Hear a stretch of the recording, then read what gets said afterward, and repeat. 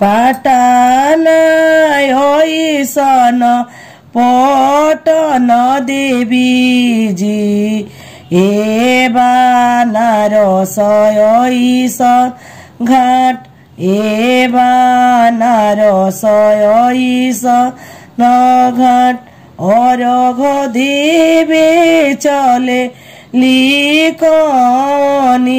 दे आचर देली सोहाराय आचर देली सो पाँच पुत्र एक दिया आदि तो हमारा के दी छठी मैया हमारा के दी।